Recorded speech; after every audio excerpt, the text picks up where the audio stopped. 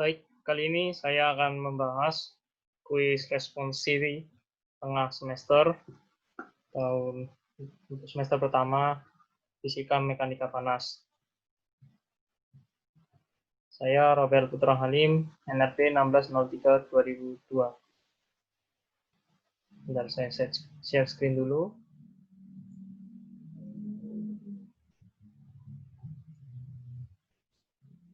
Ya, kita mulai dari soal yang pertama ya.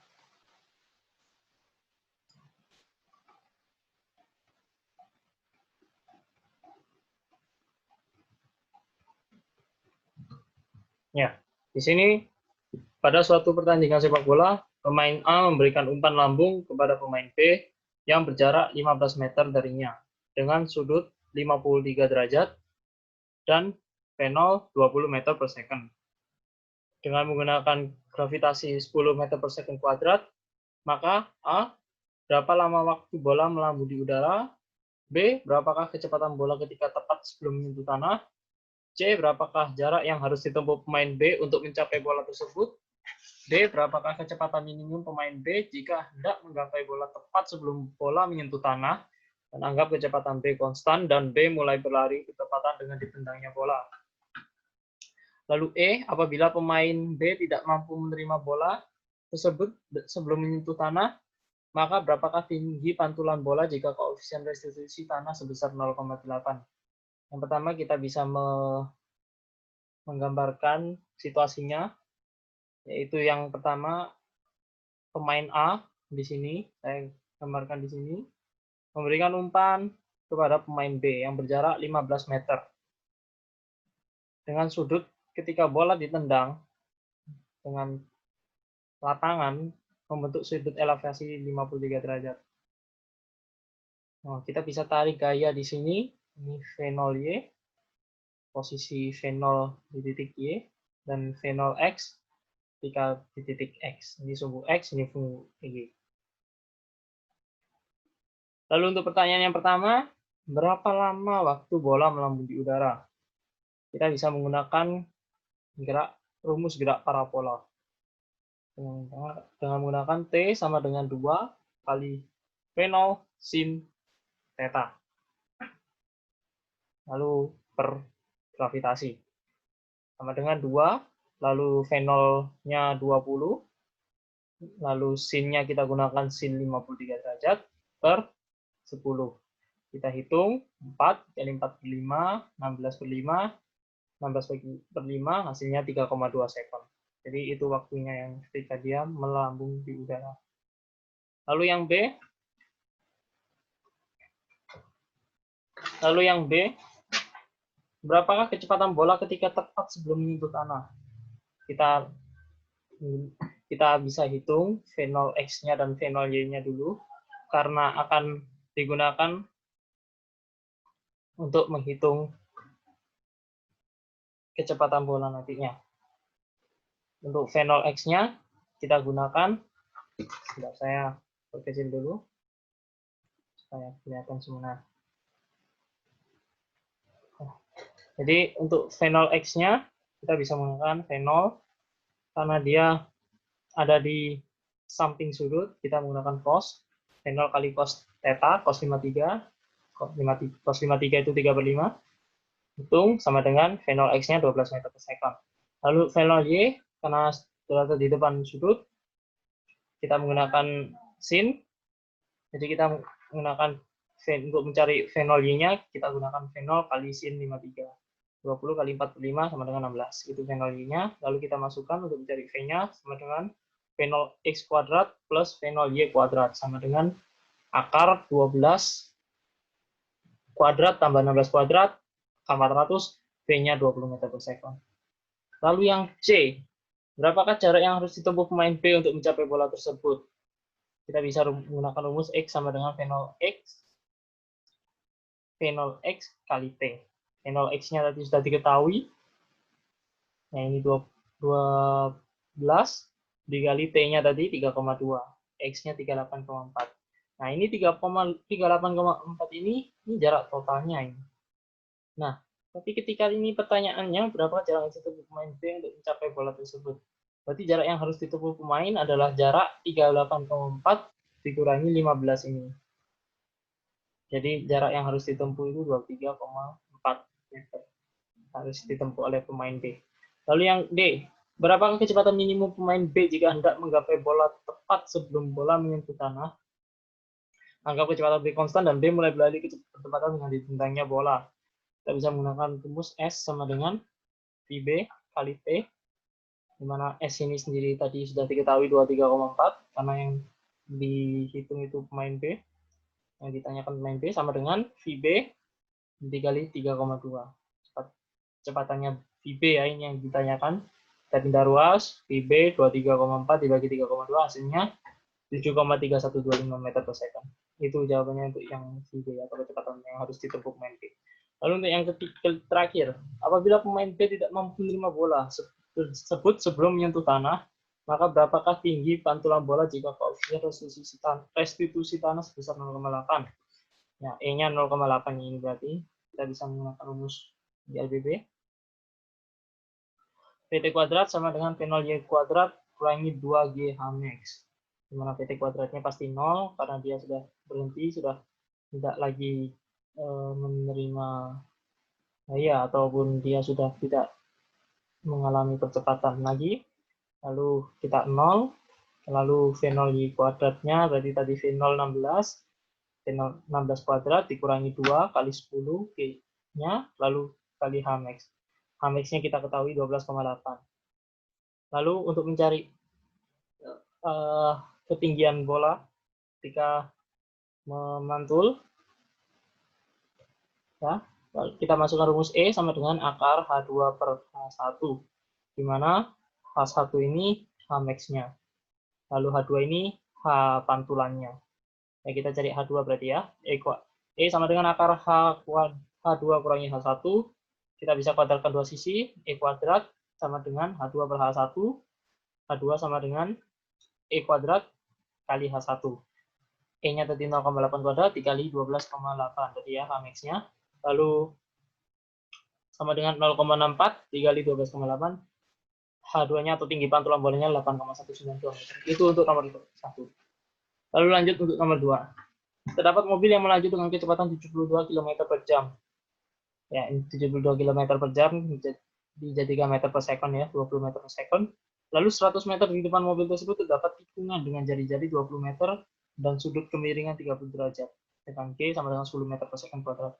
A, berapakah besar kecepatan yang harus terjadi agar mobil tidak selip saat melalui lintasan? Lalu B, berapakah besar pelambatan yang harus dilakukan agar mobil tidak selip saat melalui lintasan?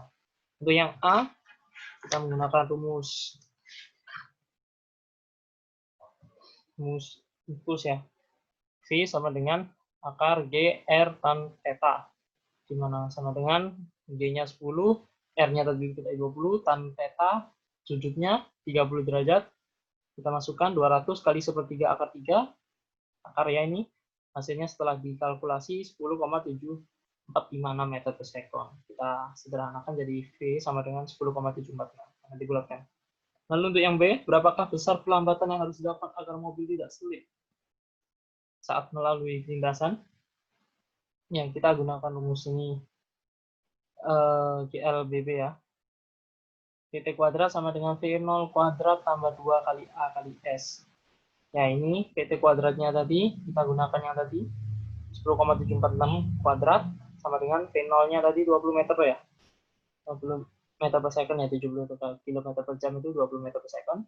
Ditambah 2 kali A kali 100. Ditanyakan A-nya, kita pindah ruas, hitung 115,4765 dikurangi 400, min 22, hasilnya min 284,523 dibagi 200. Jadi hasilnya A mengalami perlambatan sebesar atau minus 1,42 meter per second kuadrat. Yaitu untuk jawaban nomor 2.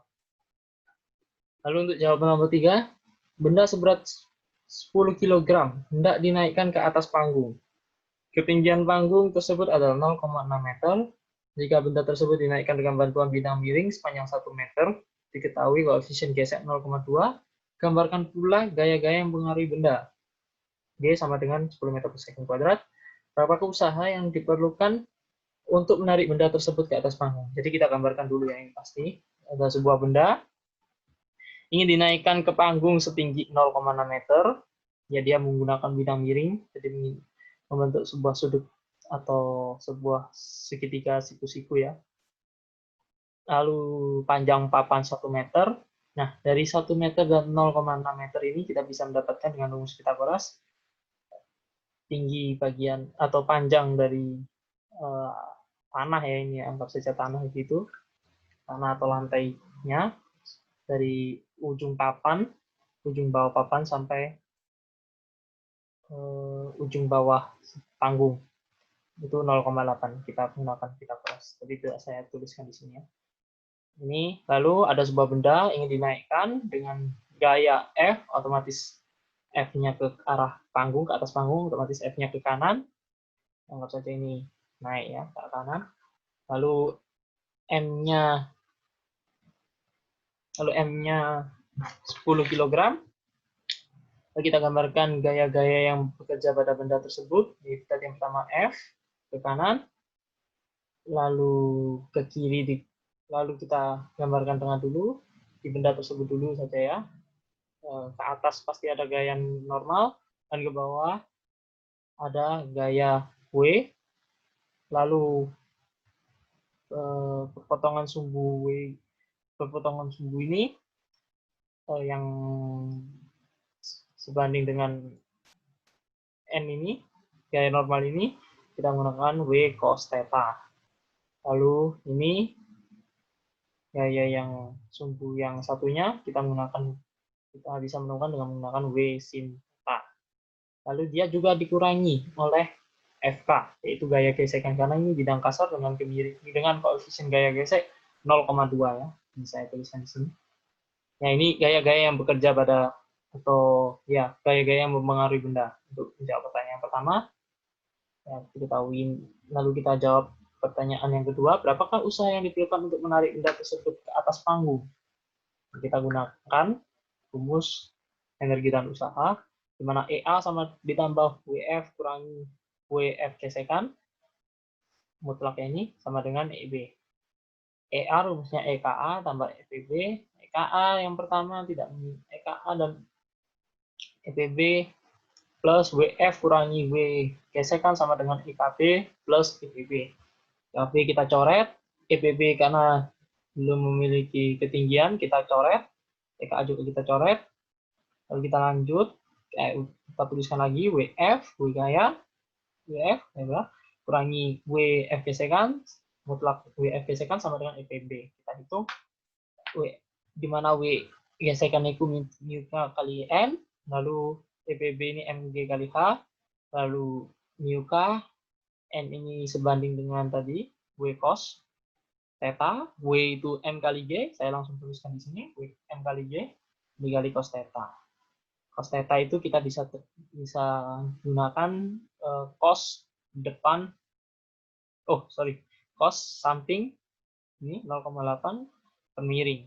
1.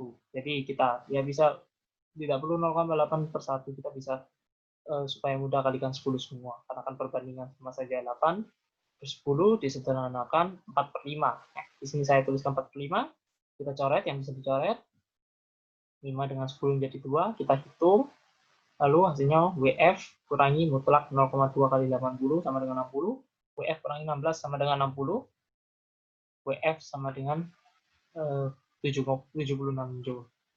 Itu jawaban untuk nomor 3. Lanjut untuk nomor 4. Mobil A yang bermassa 100 kg dan mobil B yang bermassa 150 kg yang saling berjarak 100 meter, apabila mobil A yang mula-mula diam kemudian bergerak menuju mobil B dengan kecepatan maksimum sebesar 36 km per jam, 36 km per jam kita jadikan meter per second, hasilnya 10 meter per second ya. Dengan mobil B diam. Di 0 ya ini. Lalu A, maka berapakah waktu yang dibutuhkan mobil A untuk mencapai mobil B? Lalu yang B, berapakah kecepatan akhir mobil B jika mobil A menabrak mobil B? Jadi ini ada tumbukan antara mereka berdua. Berapakah besar impuls pada kejadian tersebut? Waktu tubrukan 1 sekon. Lalu D, berapakah energi yang hilang? Untuk A ini kita tidak usah bahas karena tidak jelas ya ini. Jadi kita lompatin saja. Langsung ke B. MA kali VA. Oh, maaf. Berapakah kecepatan akhir mobil B jika mobil A menabrak mobil B? Nah, kita gunakan di sini ya. MA kali VA tambah MB kali VB sama dengan MA tambah MB Sen. Kita cari FA Sen-nya. Perubahan kecepatan. Nah, kita tunjukkan ini ya. V Asen ini sama dengan VB Asen ya. Jadi kecepatan mobil setelah ditabrak oleh A, otomatis kan dia darinya diam, akhirnya dia jalan karena itu tadi menerima gaya. Ini ada hubungannya ya sama F aksis sama dengan reaksi. Ya, 100 MA kali VA 100 kali 10 ditambah 150 kali 0. Nah, kenapa 0? Ya, karena VB-nya awalnya diam. Mobil B diam awalnya, tapi ditabrak ya. Jadi 0. MA tambah MB 100 dengan 150 kali VA Sen yang ditanyakan. Dihitung 1000 sama dengan 250 VA Sen, dan kita dapatkan VA Sen-nya 4 meter per sekon. Itu jawaban yang B. Lalu C, berapakah besar impuls pada kejadian tersebut? Waktu tuburukan 1 sekon. Ya, kita bisa gunakan rumus ini ya. I sama dengan M kali delta V, di mana delta V ini yang kita perhatikan itu mobil B ya. Di mana M, berarti ya mobil B ya, 150 dikali 4 dikurangi 0, biasanya 600. Itu yang C, lalu yang D, berapakah energi yang hilang? Delta, ya delta kita gunakan rumus ini ya, delta E dengan EA plus EB dikurangi E perubahan A ini, maaf saya salah tulis, A ditambah EA sen B. Kita tulis, kita rumusnya EA dan EB, itu kan setengah MA kali VA kuadrat, setengah MV kuadrat ya, karena ini yang dihitung energi kinetik saja ya, tidak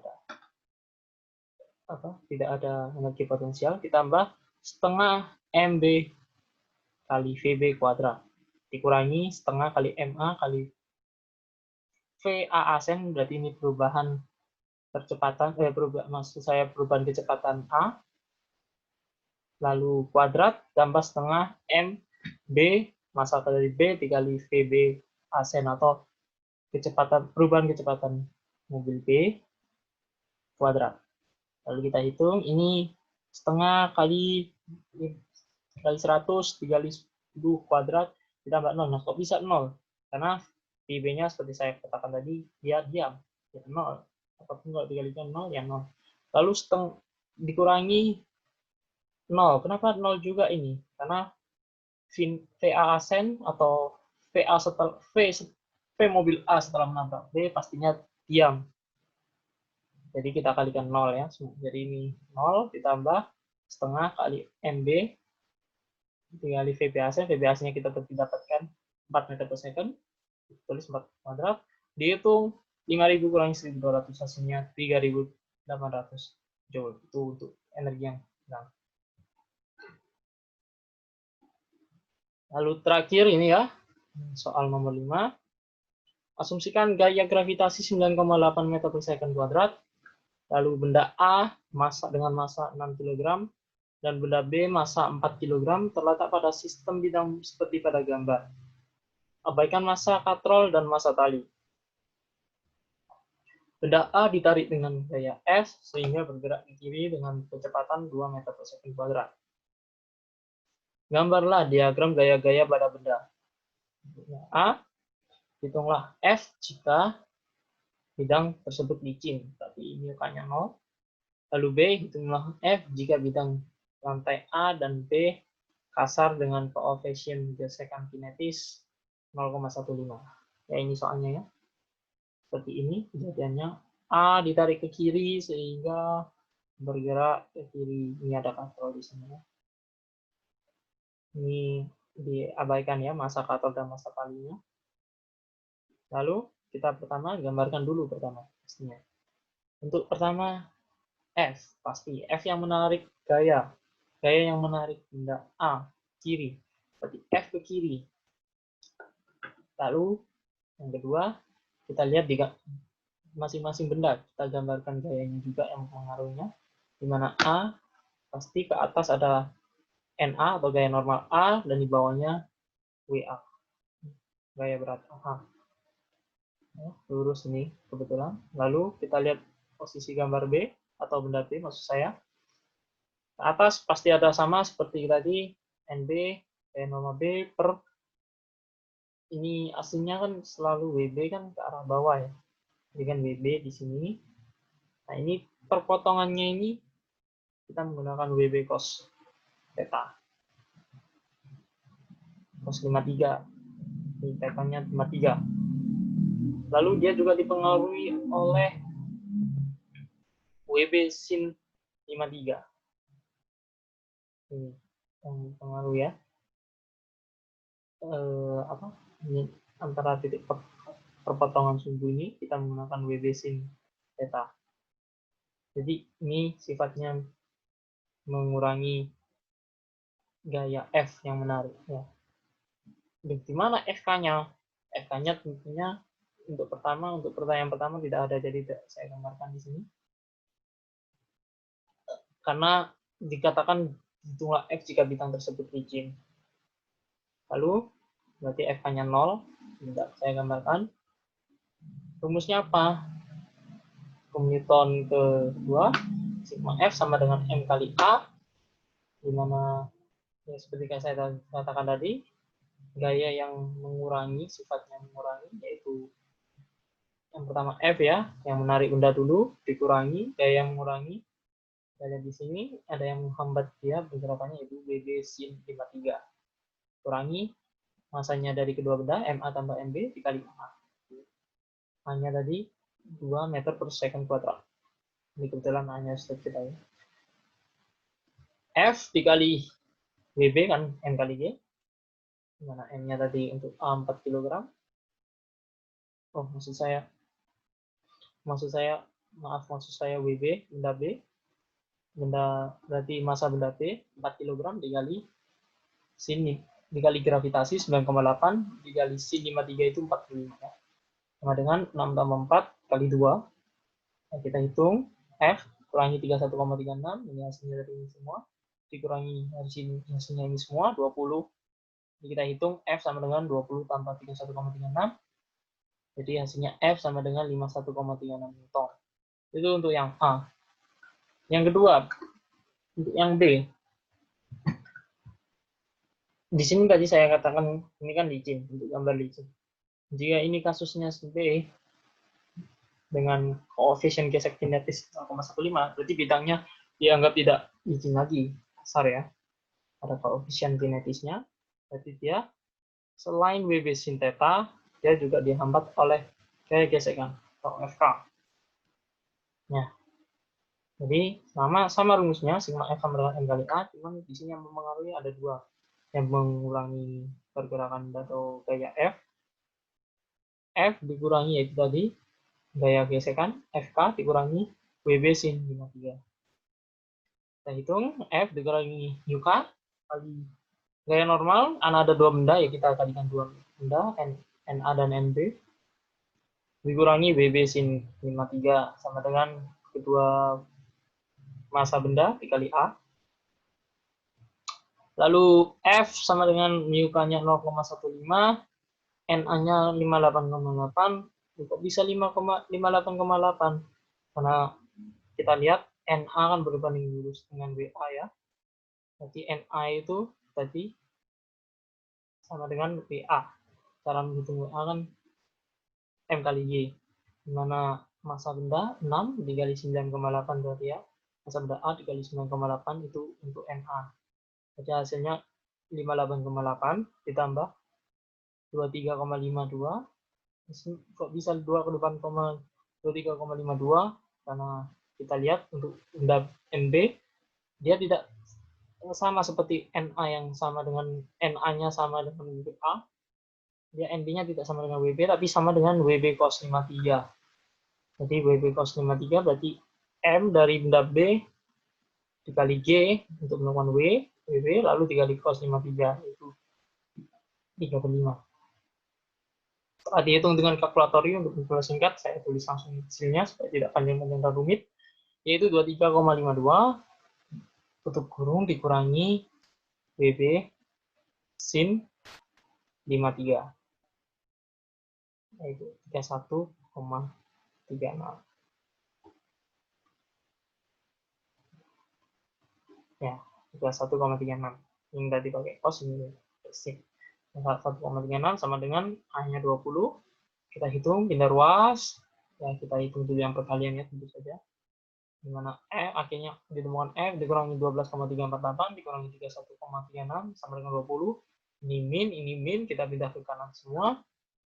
Jadi hasilnya positif semua ya. Jadi ditambah semua 20 ditambah 12,348 ditambah 31,36. Hasilnya F sama dengan 63,708 Newton. Ya, itu jawaban untuk 5B sekaligus menjadi jawaban akhir pada kuis tengah semester, kuis responsi tengah semester fisika mekanika panas. Baik, sekian dari saya. Terima kasih. Sampai berjumpa di lain kesempatan.